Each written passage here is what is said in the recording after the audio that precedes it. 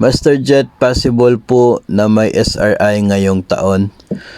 Maliban po sa salary increase, itong SRI din ay isang hot topic, no? Hot topic talaga siya. Karamihan sa inyo ay related din yung sa SRI, yung mga tanong. Kasi nga, yung increase ay sinasabi naman po natin na waiting din po tayo sa update. Dito sa SRI naman, if we are talking about possibility, ay meron talagang possibility yan, no? Possible. Pero as of now ay talagang hindi pa po tayo sure doon sa pagkakaroon ng SRI. Kasi nga ang SRI ay dependent, no, sa ilalabas na administrative order ng Pangulo. Last December last year, naglabas ng Administrative Order number 1 si Pangulong Marcos, pero yun po ay intended for SRI 2022. No, hindi po siya pwedeng gamitin na basihan para ang agency ay mamigay ng SRI 2023. No, mali po 'yon, hindi pwede. So itong kasi very specific kasi yung Administrative Order number 1. Nakasaad talaga doon na intended siya for SRI fiscal year 2022. So hindi po nakasaad doon na SRI 2022 and the years thereafter. No, wala pong ganon. For fiscal year 2022 lamang talaga siya.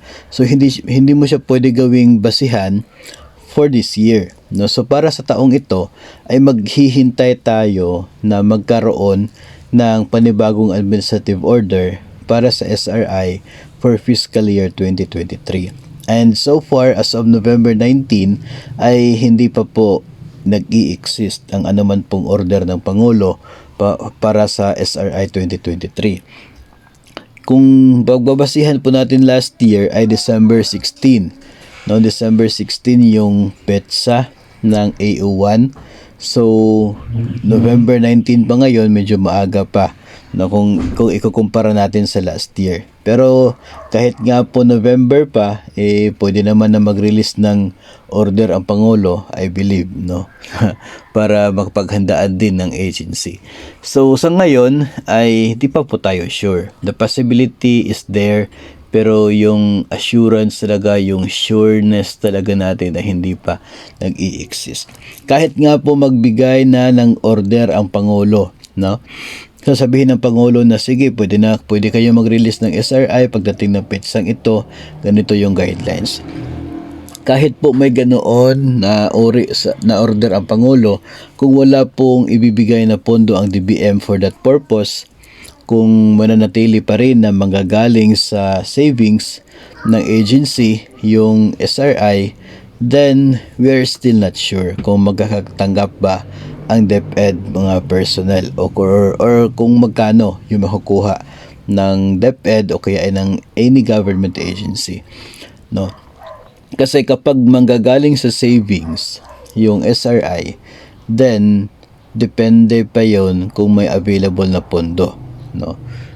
It means kasi na hindi magbibigay ng dagdag pondo ang DBM to the agency for SRI. No, so kung ano lamang yung available na pondo sa account ng mga agency sa ngayon na part ng kanilang 2023 budget, yun lamang yung pwedeng gamitin for SRI. No, so kaya hindi po tayo sigurado kahit sasabihin pa ng Pangulo na 1 milyon yung pwedeng ibigay. Hindi tayo sigurado doon kasi depende tayo kung magkano lamang yung actual na savings ng agency. Yun ang paghati-hatian ng mga miyembro. Ngayon, if ever na magbibigay ng pondo ang DBM for SRI, then that's good news, no? Yung ibibigay na pondo, yun ay sure na makukuha natin talaga. Pero kung purely galing sa savings ng agency, ay hindi tayo talaga sigurado dyan. And malaki yung chance na below doon sa maximum amount yung makakuha ng mga empleyado if ever na meron man po makukuha. So yun po yung scenario, kaya mainit na usapin itong SRI ngayon, maging yung salary increase, kasi nga yun ay mga benepisyo, no, na inaabangan at hindi pa final yung kanila pong pagdating, no? Hindi pa final, kaya naging mainit at maingay siya.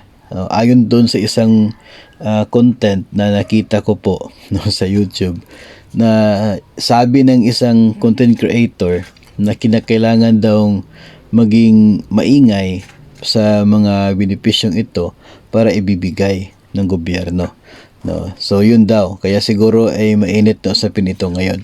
Pero personally naman po, no, ay kahit hindi tayo mag-ingay, ay kung gugustuhin naman talaga nila, ay talagang makakarating yan sa atin, no? Kasi yung una na first nag-declare si Pangulong Duterte ng SRI ay hindi naman po maingay tungkol doon, kasi wala naman po nakakaisip ng tungkol dyan. Bigla na lamang naglabas ng administrative order ang Pangulo Duterte na namigay, no, ng SRI for the government personnel, no. From that time ay parang naging maingay na siya, kasi of course pagkatapos mong matanggap ng isang taon, always mo naman talagang iisipin kung the next year ay makakatanggap ka pa rin ba, no? Kaya siguro hanggang sa ngayon ay nasanay po tayo na every year nandoon yung guidelines ng SRI. So possible, no? I personally believe naman talaga na maglalabas ng order si Pangulong Marcos, no? Kasi last year naglabas din po siya ng order, kaya malaki talaga yung chance na magbibigay talaga siya ng order for SRI. Ang hindi lamang po natin sigurado sa ngayon is kung magkano, no, yung makukuha natin if ever na manggagaling pa rin sa savings yung SRI na ibibigay ng different agencies para sa kanila pong mga nasasakupan. So yun po yung ating medyo maikli na may kahabaan na sagot, no, dito po sa issue ng SRI. Makakaasa pa rin po kayo na if ever magkakaroon po ng update tungkol dito, kahit wala pong magtatanong, ay ibabahagi po natin sa inyo, kasi pare-pareho po tayo nag-aabang sa SRI na ito. Every year na po, na parang every year habit na po natin itong SRI, kaya patuloy lamang po natin hintayin, no, at aabangan ang anuman pong update dito from our government. And if ever maglalabas na po ng guidelines ng order for SRI, pag-uusapan po natin yung magiging nilalaman ng order na yan, para mas maiintindihan po natin kung magkano yung atin pong pwedeng asahan at kung saan ito pwedeng kunin ng ating agency para may maibigay na SRI for government personnel.